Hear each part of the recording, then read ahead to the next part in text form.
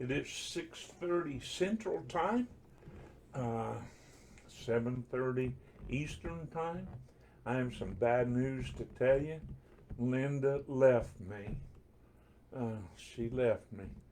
We was married Saturday, October the 24th. We was married 50 years. I still cannot believe that. Hello, Don. We've been praying, and everybody pray for Don's nephew. His name is Dennis. He's in surgery. The last time I heard, they're probably going to have to take his right arm off from an infection that might have been caused from drug abuse. Let's be in prayer for him. His name is Dennis. We also want to pray for Mike Morgan in North Carolina, brain tumor. A dear friend of mine that we've known for years via the computer, Billy Meeks Jr., pastors in Bowling, Tennessee.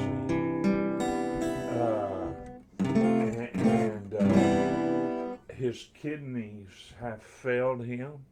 He's a good man, been a pastor for many years. Hello, Tony.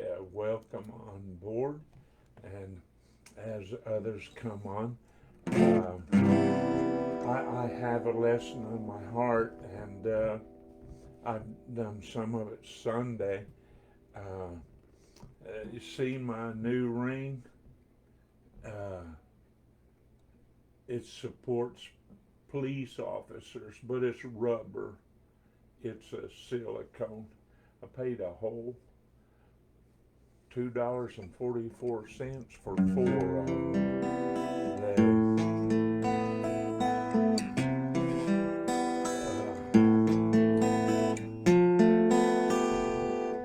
Linda has gone over to see the grandchildren. She doesn't get to do that often, so I don't begrudge that at all. We've been busy running all day. I probably read the Bible 6 hours today. I've been to church, to the war room, and prayed.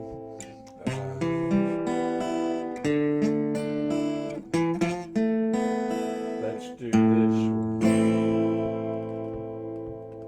How are you watching it, Linda? She says she's listening to it, but I don't. She's on her way home.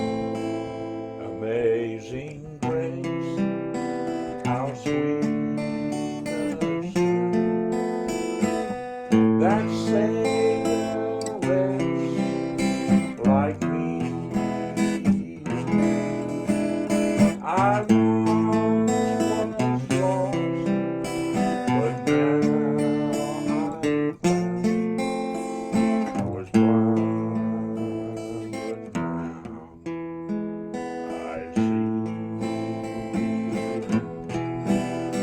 When we been dead in thousands,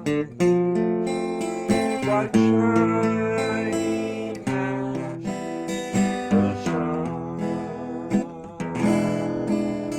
we've no mistake to sing God's praise. And when we first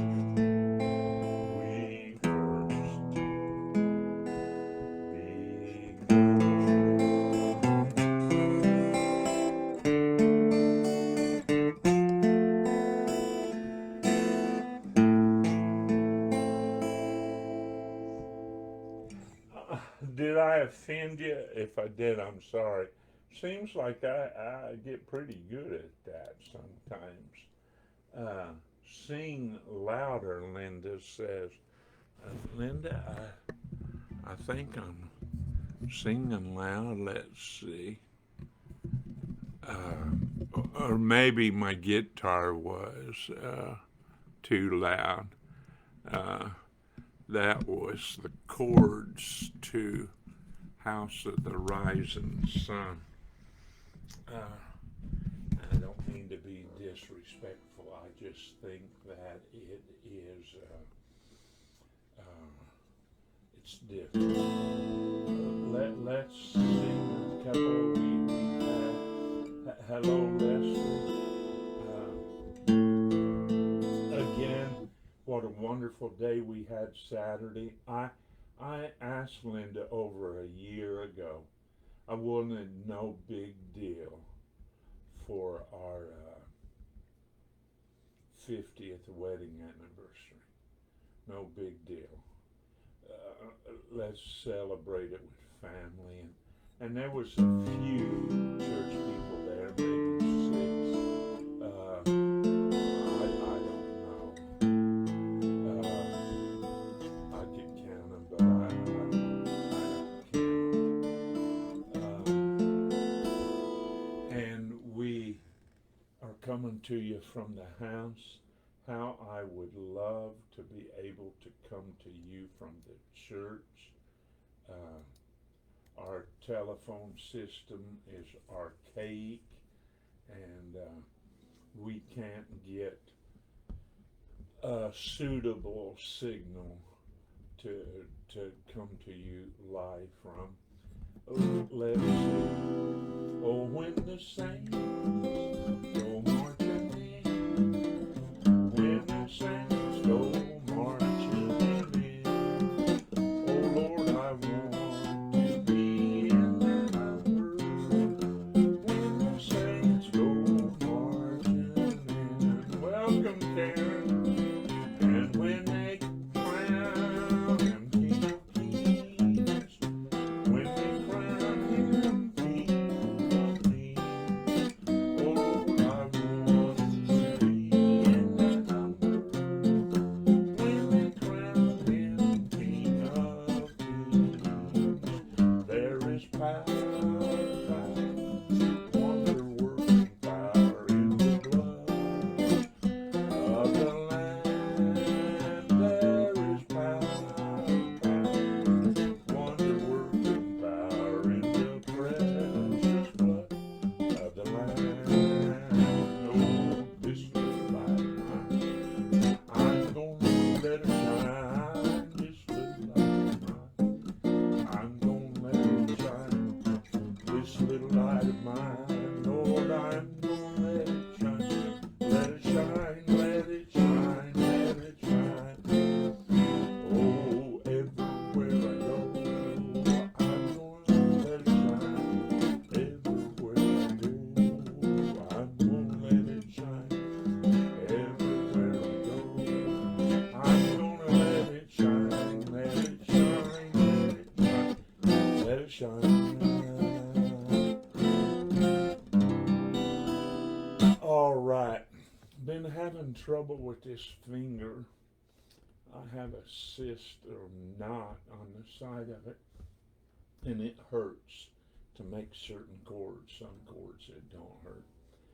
I want to tell you, if you don't listen to Karen Wick's teachings, you're missing it. That's WIX, and she is a good teacher, and we enjoy her stuff.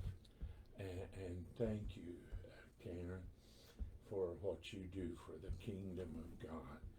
And we see there's more coming in. And again, Linda is on the way home. We have 3 grandkids, probably live, 10 miles away from us. Brenda Beck, well, you're one of my heroes. Did you know that, Brenda? I love little people in little places. And there was a little man at Albany named Carvin, or Carvin. It was so precious. I ran across some of his pictures the other day we was there for some kind of celebration, and Kevin Alexander was there. I'm trying to think, is it Garvin? Okay. I don't remember. Good to see you, Frank Williams, in the Philippine Islands. Hard to hear me. You reckon if I talk louder, it'll go further in the Philippine Islands? Everybody else can hear it, I hope. That I have a lesson, and I want us to get into it. I've been doing a lot of studying and a lot of reading. I sort of quit my television and my journal. I keep a journal every day and have for years, but I am working on my great-grandchild's Bible. I like 15 books of the Bible. I like 15 books of having it finished. Yeah. There you go. Can you hear me now? I want to talk about I've fallen and I can't get up. Let's sing one more song. Did you know a candle? I introduced myself on my first missionary trip to Haiti.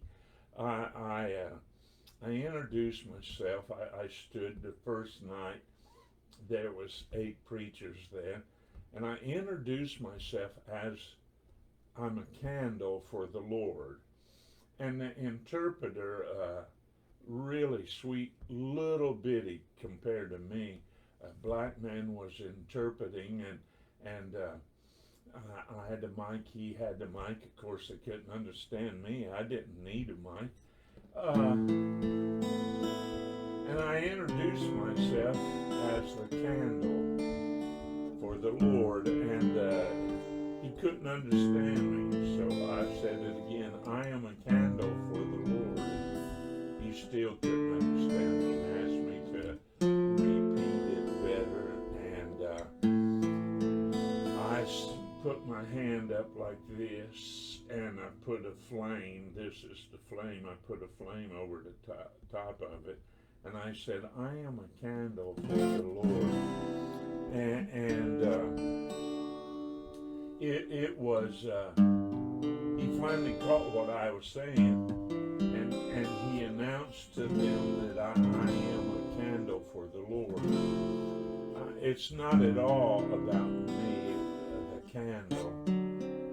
It's about the light. A candle gives itself to the light. And someday, my candle will burn out. It will burn out. I've used that many times at funerals, and to blow the candle out. But I'm just a candle for the Lord, and I want to give myself to the light. Let's do a slow one, and I know somebody on here that likes this one, so let's do it. Because he lives, I can face tomorrow. Because he lives, all fear is gone. Because I know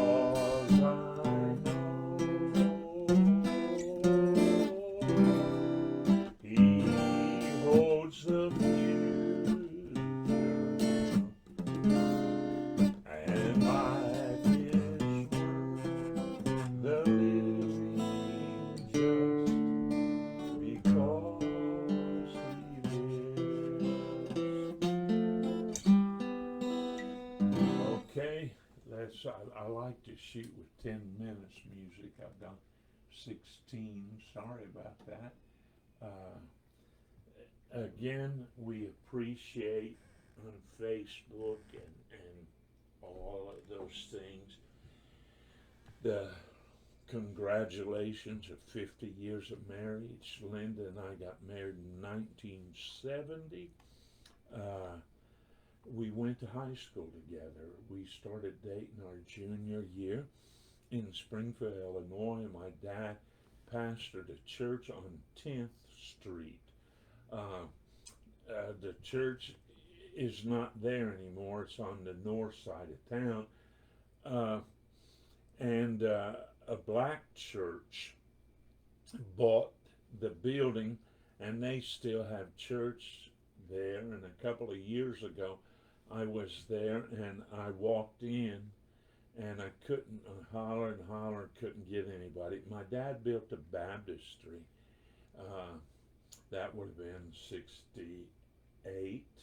He built a baptistry, and he built a balcony in the church, and I really enjoyed going back and walking in the church. And finally the pastor came out, and we had a beautiful discussion about the work of the Lord. And I taught this Sunday at church, and I think it's so worthy that I need to teach it again, and no two lessons come out the same. But I want to talk about something I've been studying about in my Bible studies that finds some issues, and you'll see. Do you remember the commercial where the little old lady falls down on the floor? How about the little old lady that opens up her hamburger and looks at it and says, "Where's the beef?" Well, this lady falls in the floor, and there's nobody. The book of Proverbs talks about that. There's nobody there to help her get up. I felt so sorry for her. And if you'll remember in the commercial, she raises her hands and says, "I've fallen, I can't get up." It appears she had nobody to help her. The other, 4 weeks ago, I was mowing at church, and I knew there's a 4-foot drop off there, but I was trimming with my little 12-inch lawnmower, and it runs on batteries, and somehow I backed off. I fell 4 foot. That wasn't what concerned me. I had the mower in my hands, and the blades were spinning, and I did all I could do to throw the lawnmower away from me, and I fell, and I laid there, and I was over the bank, so nobody from the road could have seen me. Nobody, and I couldn't get up. I couldn't get up, and I lay there for a long time, and I took our dog with us, Chewy. He's sitting here. He's like some of the church members. I think he's gone to sleep there. And he just came over and laid at my head and just started licking me. And after, I don't know, after 30 minutes of laying there, I finally got up. And Linda's saying again, she can't hear me very well. Okay, I'll talk louder. Maybe I'll move the microphone there. Sorry about that. I think she's listening on her phone as she's coming back from our son's house. If you don't have anybody there to help you, I guess you're sort of stuck. I want to talk about negativity bias. It is, look it up, Google it. Google is a very handy tool if you're studying anything and wow, what you can learn uh, from there. And I guess I spent an hour last week just looking up negativity bias. Let me explain. Um, we tend to be negative. Um, Men, women, kids. Uh, but I'd finished a lesson at West Prestonsburg when I'd pastored. I'd been a pastor 3 weeks maybe. My first pastor at 1981, and it's 40 years ago, almost 40 years ago. And I poured my heart out in my lesson, and this lady always sat over on the very left against the wall. Everybody went out and told me how good the lesson was. A bunch of people told me how good it was. But as she went out, she said, "Good talk. Good talk tonight, preacher." Hurt my feelings so bad. I probably went to bed crying that night. What on earth does she mean, a good talk? So here I poured my heart out, and I've done a good talk. Hurt my feelings. I probably cried the next day and the next day, and I had me a little pity party. Uh, Good talk, good talk.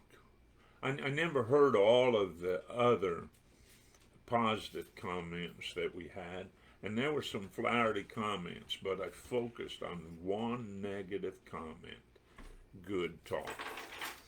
And maybe she didn't like my, this is what run through my mind. Maybe she doesn't like my delivery. Maybe she likes the old pastor more than she likes me. I thought about that. My first week, an old lady said, "We've had better pastors than you, and we've run them off." So here I am weighing all of these things, and my mind's playing games with me. And she says, "Good little talk." Am I sounding better, Linda? Oh, okay. Let me move the mic even closer. I usually set it over there. Good little talk, she said, and it just broke my heart. I focused on the negative. Uh, I didn't know how to interpret, or I probably did not interpret right uh, the her her comment, and but I took it very negatively. Is it amazing that bad news seems to travel faster than good news? And is it amazing that we hear negative words louder than we hear positive words? I don't know why we do that. We're going to prove it to you here in the Bible. I was teaching school. I taught school from 1974 to 1981. And in those years of teaching, I had this great rapport with all the teachers. I mean, it was just amazing how they accepted me. I was the only man teacher in the school, elementary school, and I was the only young person. Everybody else was around 60 years old. And after, would have been what, my third year, I noticed that all the other teachers were whispering about me. And I hate whispering. I think it's rude for you to whisper to somebody when you're around somebody. That's just not polite. And so they were all whispering about me. And when I would come up, I'd hear somebody say, "Hughes is coming, Hughes is coming," and they'd quit talking. And I noticed who the ringleader was. It was a lady named Edith Walton. I taught the 7th grade, and she taught the 6th grade. And I noticed, so I went in the office one day, and we had an intercom system. You know, you push a button, you got a speaker up on the wall, and whoever's in the office can push down the button and talk to you and let up, and they can hear you. And I was going in the office to use the intercom system and call Miss Walton, one of the best friends I ever had. I started to push the button down to call her in the office and asked her what was going on. It was negative to me. I just saw it that way. So while I was in there, it just happened. Edith Walton come walking in, and she pressed all of the buttons and told everybody, all the teachers and all the aides, to come into the office. And I said, I've got something to tell you. And she said, well, let me tell you something first. And everybody gathered in the office.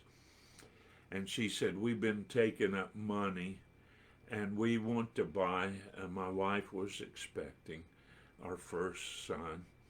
She said, we want to buy a baby bed for you. Said, we've been taking up money, and we have $220 that we've taken up, and we want you to buy a baby bed with it.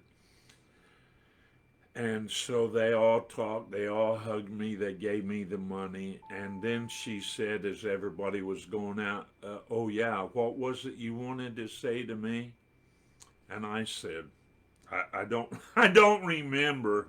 I remembered I was going to tell her, why is she talking so negative about me?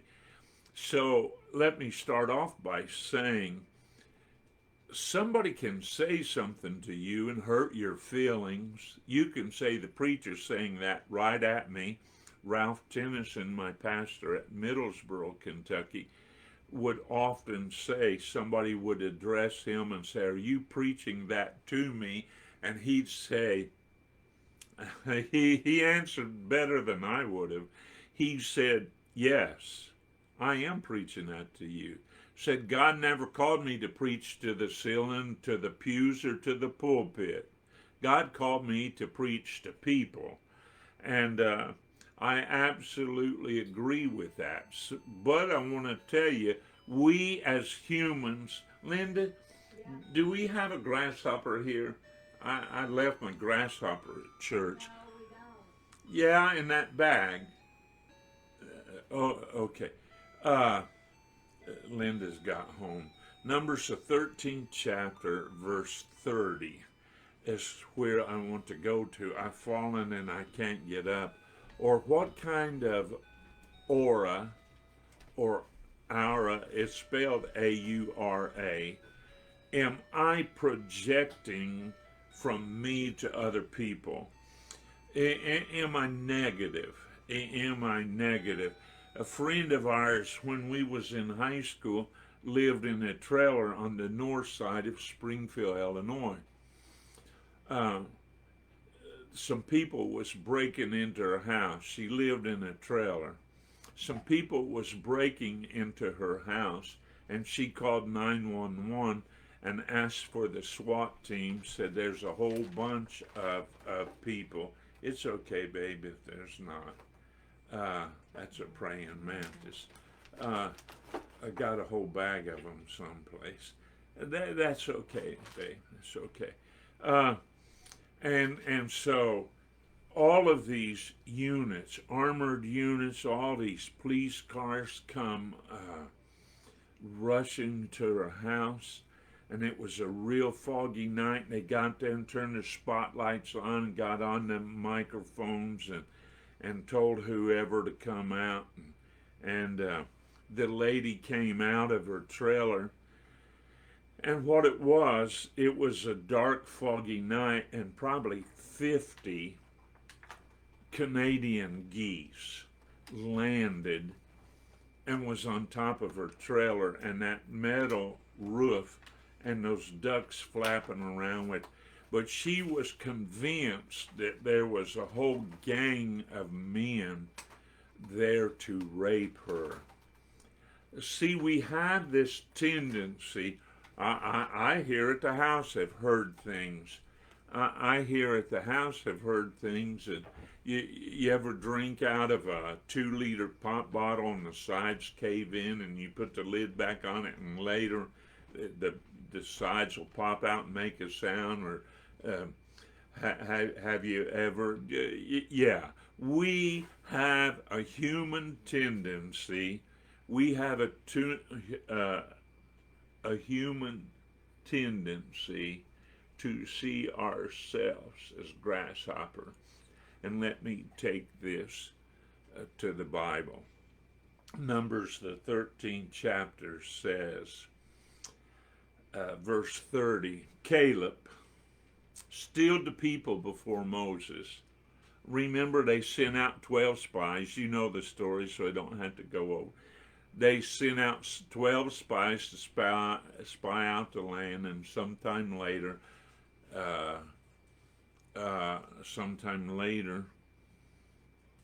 they returned back, and they said, yes, it's just like Moses has promised us. It's a land of milk and honey. One cluster of grapes took 2 men to carry. But while it's just like God said it was, but, well, let's read it. Caleb stills the people before Moses in verse 30 and says, let's go up at once and possess it, talking about the promised land, for we are well able to overcome it.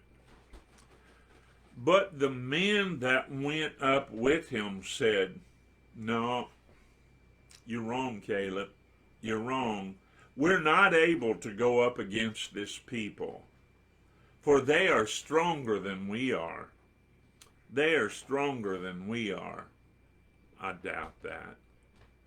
And they brought an evil report to the land, that negativity bias that is in humans' hearts, especially before we're regenerated. But I want to tell you, most regenerated Christians see everything in a negative light. And so here we go. I got me a bottle. Drink that. Thank you, Miss Linda. I try to get her, come and tell him happy 50. I bought her a diamond ring and I had to take it back today. They had to size it. They're stronger than we are. What kind of projection or aura are they saying here? They brought forth an evil report, a negative report, and the land that we've searched it's really a promised land. But the inhabitants thereof are people, and we saw that the men have they're just huge. That's not true. Biblical records would probably say there was less than 0.5% of men that were giants or big men. But isn't that like a negative attitude? Welcome on board, Tyler. We're really just getting started, and you can go back and watch the rest of it later. We see every problem that we have bigger than what we are to cope with that problem. Thousands of Israeli soldiers was gathered, and every night for 40 days, twice a day, they listened to the negative report of Goliath. Every night they went to their tents and cried themselves to sleep because they saw how big Goliath was. Not how big God was. They saw how big Goliath was. And here they are in the promised land. They're seeing how big. And listen to what it says in verse 33, Numbers 13:33. There we saw the giants, which come from the giants. And we are in our own sight grasshoppers. We are in our own sight grasshoppers. What are we saying when we call ourselves grasshoppers? I can't do it. I'm a little nobody. Somebody's going to step on me and kill me. They're all going to do that. But we were in our own sight. You hear me? They weren't in. As a matter of fact, there was a fear of God's people in the land. They heard that they'd come walking through right on dry ground, and they heard that Pharaoh's army drowned. The one preacher said the water in the Red Sea that time of year is only ankle deep. And this lady jumps up and starts shouting, and somebody says, "What are you shouting about?" She said, "I'm shouting because God drowned all of Pharaoh's army, the horses, the chariots. He drowned them all in ankle deep water." She said, either way you look at it, God's God and God will handle it. Well, no, not to them. They weren't grasshoppers in the enemy's sight. They were grasshoppers in their own eyes. Read it for yourself. Numbers 13, verse 33. We were in our own sight grasshoppers. So that's what we was in their sight. That's that projection of your self-image, that you see your problems and instead of seeing your solutions. What did God have to do with Goliath? God had to bring a young boy in that had some experience with a lion and a bear. Yep. But he brought in a young boy that never heard the 80 negative messages. He never heard all of them. He heard one of them and he said, "This isn't right. You're putting my God down? I'll take care of this." And he goes to the king and says, "I'll take care of this." That's what Caleb's saying to the people. Shut up. Quit this negative bias speaking. Quit it. Quit it. Let's do good. Let's go down. What happens when we have a negative attitude? We make difficult problems more difficult. More difficult than what they really are. We was at Prestonsburg. I owned a van, a green van, and it was junk. But the starter went out on it, and I can't fix it. My boy was probably 9 years old, and he said, "Dad, we can fix it." We caught a ride to the parts place, and we bought a new starter for the van, and we didn't know where the starter was. We didn't know what it looked like. We didn't know, but we crawled under the van, and he was looking and I was looking. I was looking on the right side of the engine, a 6-cylinder, and he was looking. And he said, "Here it is, Dad. Here it is." We can't fix it. We can't afford to pay anybody to fix it. And nobody volunteers. Everybody volunteers after it's worked. We're grasshoppers. We're grasshoppers. Well, we crawl under that van and we looked at the screws and the bolts and stuff, and we decided we can do this. So I got the wrench on one of the nuts and started loosening it and got metal to metal with that wrench, and sparks flew all over the place. Well, I learned something. Disconnect the positive post on the battery before you try taking the starter off. So we disconnected the battery, and we took the old starter off. We watched how we took it off, sort of like a puzzle. We put it back on. We did what we couldn't do. We didn't know what a starter was, but we did. I need you to realize every problem has a solution, and you and God are part of the solution. God probably needs your hands and he probably needs your heart, but quit looking at all these family problems that we got. My dad always taught me, don't shake the family tree too hard, nuts will fall out. Well, nuts fell out whether you shook the tree or not. God's bigger than the problems in your family. Pastors, missionaries, people are worried about all kinds of issues, when I want you to know that you and God are the solution. You and God are the solution. But as long as you see yourself as a grasshopper, I wish you could have heard people at church defining what a grasshopper spirit is. Do you have a grasshopper spirit where your problems are greater than you are? Where you make your problems even more difficult? 10 people. Why do people listen to negative people over positive people? 2 said, Caleb and what's his name? Joshua. I knew what his name was. I was just playing. We get paralyzed when we listen to negative people say we can't do it.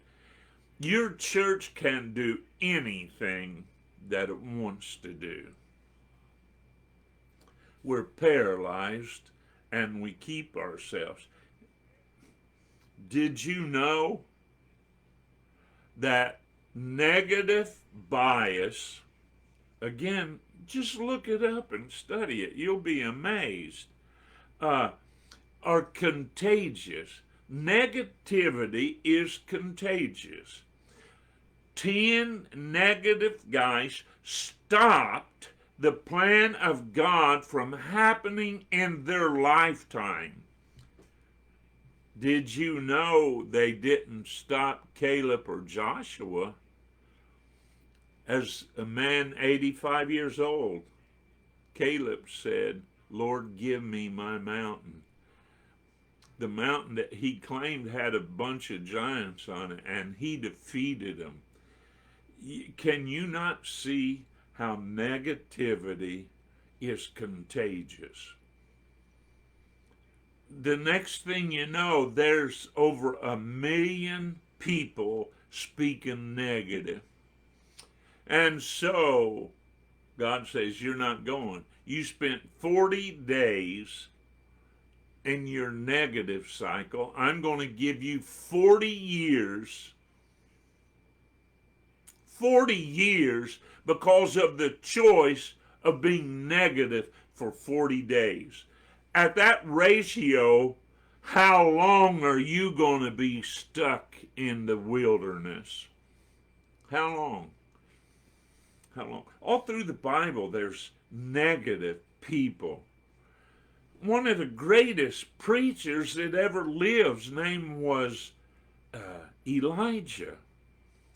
Elijah had victory, victory, victory, victory, victory, victory. And he passes those victories on to Elisha for victories. But in 1 Kings, the 19th chapter, verse 2, the preachers had a great victory. He's taken down 450 false prophets. Everything's going wonderful until one woman named Jezebel. I think the Jezebel spirit is alive and well within the church and within our nation, and I'm not calling it a male or female issue, but Jezebel says, I want you to know something, preacher. I want you to know that by this time tomorrow you're going to be dead meat hanging from the city gates. I'm going to have you killed. So what does the preacher do? He runs for a day and hides himself out in the wilderness where Jezebel and all of her crowd could not find him. And he crawls up under a juniper tree, and there he says this stupid prayer. Remember, he's running for his life? Yeah, I remember that. What does he pray? Lord, kill me. That's 1 Kings 19, verse 4. He sits under the juniper tree and he has one prayer request. Lord, that I might die. It's enough. It's enough. I've had all I can stand. I can't stand no more. Get up, boy. Get up. God's plan is not for you to die under a juniper tree or to be negative under a juniper tree. And besides that, we know the end of Jezebel. Her husband was killed and the dogs licked up his blood. And the preacher said, I want to tell you something, Jezebel. I ran afraid from you, but I've quit running away from you, for God is able. And the preacher stood up and prophesied, the same dogs that licked the blood of your husband are going to eat you. Isn't it a strange prophecy? Wait just a second. They left her face, they left her head, and her hands. Why did they do that? If the dogs had ate everything, there would have been no testimony of what happened to Jezebel. Negativity, your bias, your bias. Psychologists tells us, they tell us that the human brain operates as a whole in a negativity bias. Again, Google it. You don't trust me? Just Google, just say, look up negativity bias.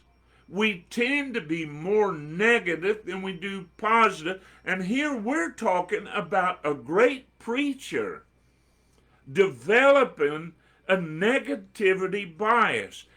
How many of you sitting at home right now, did you see where our governor suggested that it's not a mandate, it's a, what do they call it, Linda? It's a recommendation that you wear your mask at home. I'm not going to wear my mask at home. I'm not going to do it. Fear has so gripped.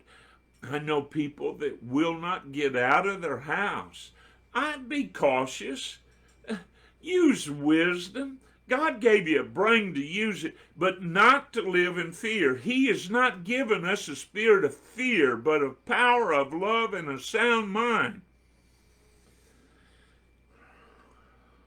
Negativity bias is real.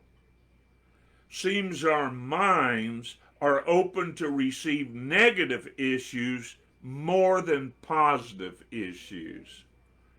Well, I got to move on quick. The brain's so amazing. It's a real fact that we will listen to negative gossip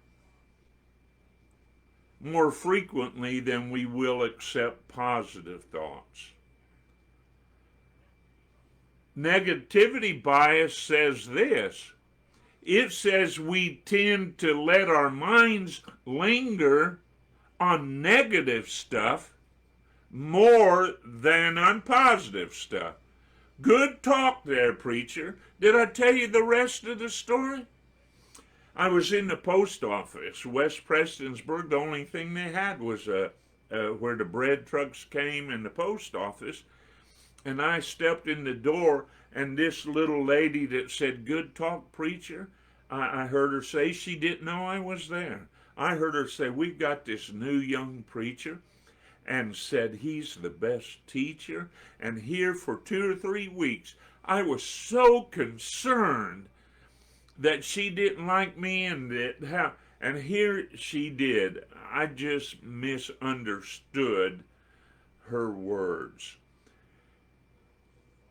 Philippians 2 verse 14. I call it the mama bear syndrome. Some of us have no filter whatsoever on our mouth, on our tongue. And we brag about it. I read on Facebook, "The mama bear's gonna come out in me and kill you." Yeah, yeah. It's amazing what we could do if we get out of this rut of negativity. Did you know negativity breeds negativity? If you don't have a filter on your mouth, it says in Philippians 2 verse 14, "Do all things without murmurings and disputings." I think it'd be nice if we could have an election. Today, my mailbox was that full of stuff, of everybody talking bad about everybody else, and nobody speaking of their own record. They want to tell all the if I was running for an office, I'd never mention my opponent's name. I wouldn't. I'd go on my record. I would win or lose on my record. But no, watch. It makes me sick. I'll be glad when the election's over. I've already voted. But a baby learns to train. Watch a baby. It'll be laying there and all of a sudden, whew, and it looks around. What was that? And then it'll look back around and woof, their hand will go back. They don't realize that's them. A little bit later, they'll find their feet. And the next thing you know, they realize that hand is mine, that foot's mine, and they'll put their toes in their mouth. We don't have to worry about that, do we? But a baby learns how to control its arms, its feet. You need to learn how to control your negativity. That baby learns how to, boy, what a happy day it was at our house. We had cloth diapers when they learn how to go to the potty chair. Woo hoo hoo! That was a happy day at our house. You can train your kidneys. You can train an elephant.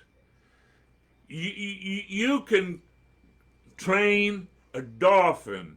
Why don't you train your brain to think positive things? I can do all things through Christ which strengthens me.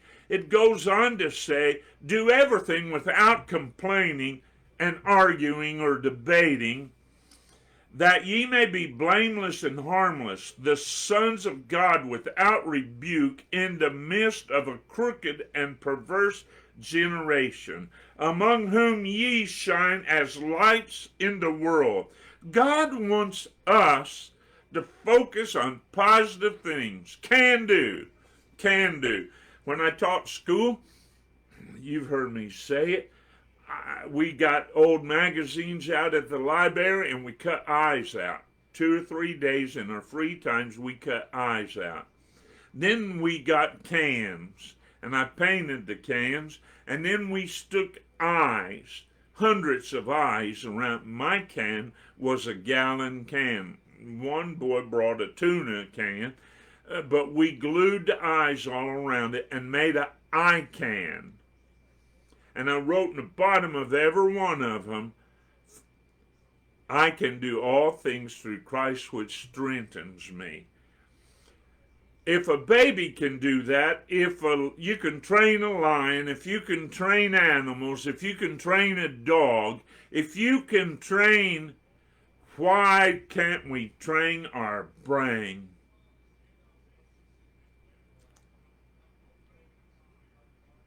You could if you wanted to. No, release Mama Bear. And you hurt people. You hurt them, you hurt them, you hurt them. Negative tongues. Have you ever seen that old lady that's got her collar up to here and her sleeves down to here and her tongue out to here?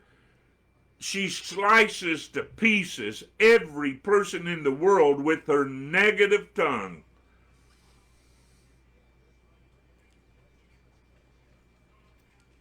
Well, do you have any kind of incentive? Do you have any kind of incentive to control your mouth and your negative words? If you wanted to be, you can be an overcomer. If you want to be, you can spend 40 years in the desert. It's up to you. It's up to you. When my son was little, 3 maybe, he spilled his milk and his mom swatted him on his diaper, just gave him a little swat. A little bit later, she spilled her Coke. And he said to me, "Daddy, swat Mommy." You know, we have this tendency to swat other people and judge other people by their tattoos or by the color of the hair, by how they comb their hair. Listen, a grandson, I believe it was today, was it, Linda, wanted to know how long I've had white hair. I don't know. I started at 28. I had a little white spot on either side, and I looked like Frankenstein. You can be negative if you want to. A bad mood is a way of punishing yourself.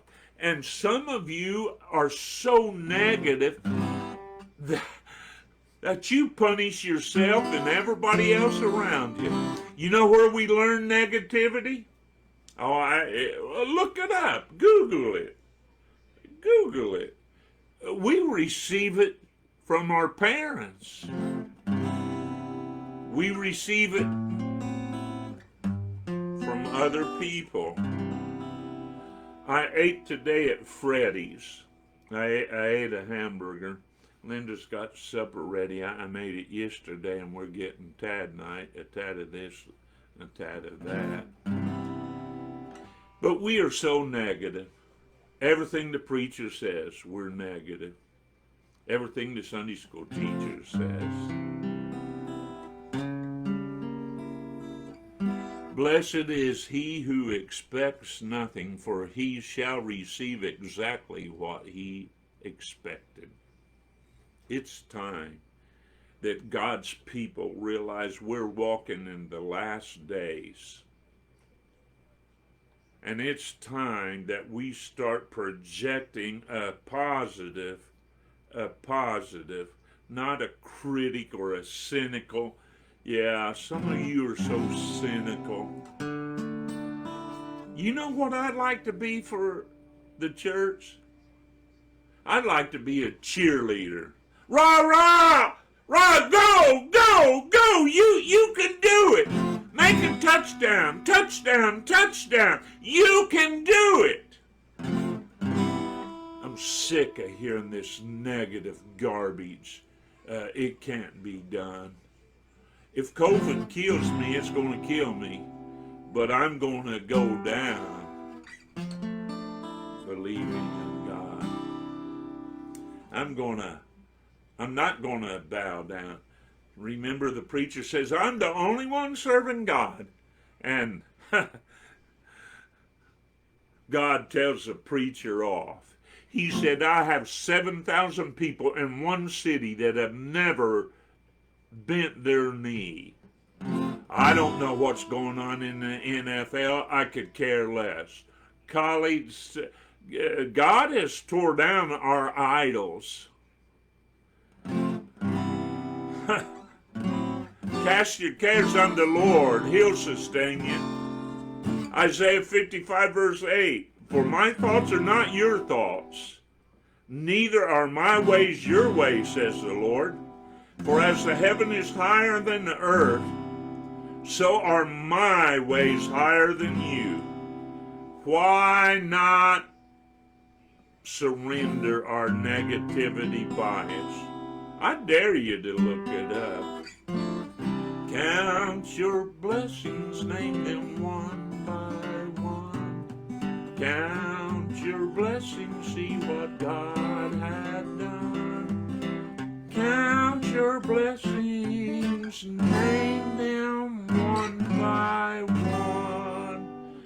Count your many blessings, see what God had done. Count your blessings, see what God had done. Count your blessings, name them one by one. Count your blessings, name them one by one.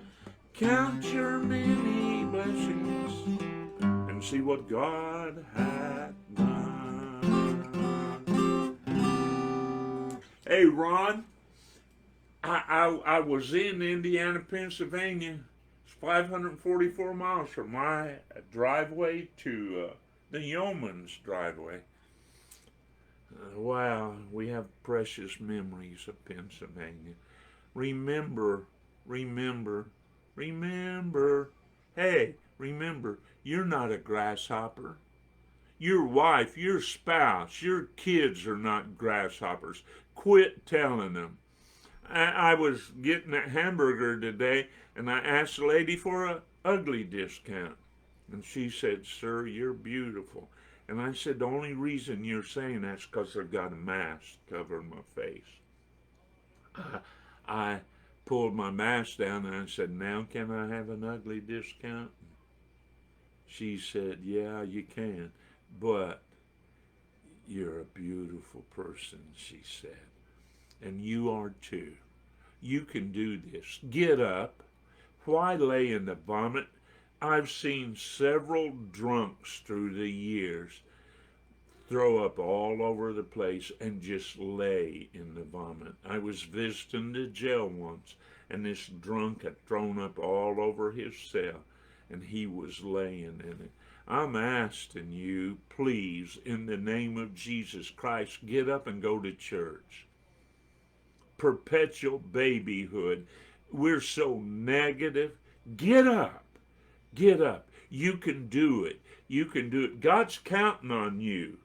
God's counting on you. He needs you. Well, my time's come and gone. I love you all, and I love doing these. Sorry I told Linda I wasn't going to do it tonight. I just didn't. She said she was going to the grandkids, and she set up the computers, and she told me, you do it. So we did it. Somebody needs to hear. You've carried the negative stuff too long. Get up. Get up. Set your face towards home.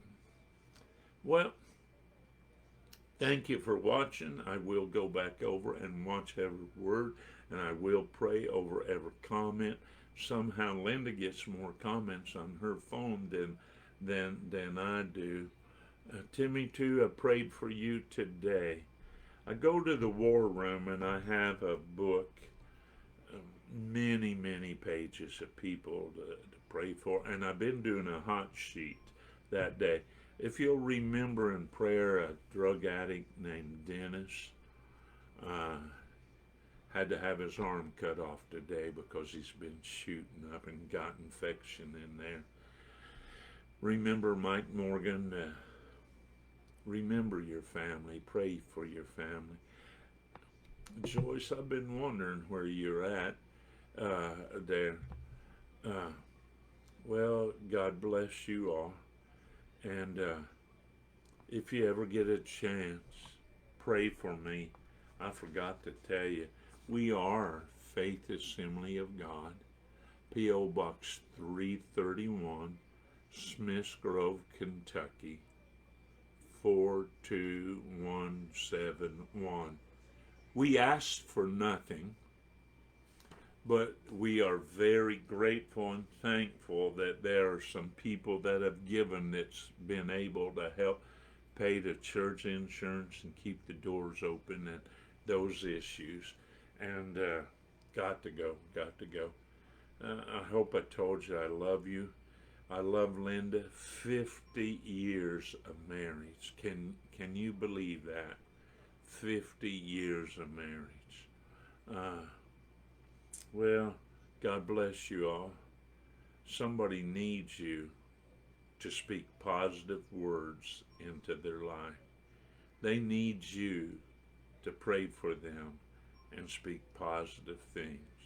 Goliath, I'm not afraid of you. My God is able. Good night. I love you.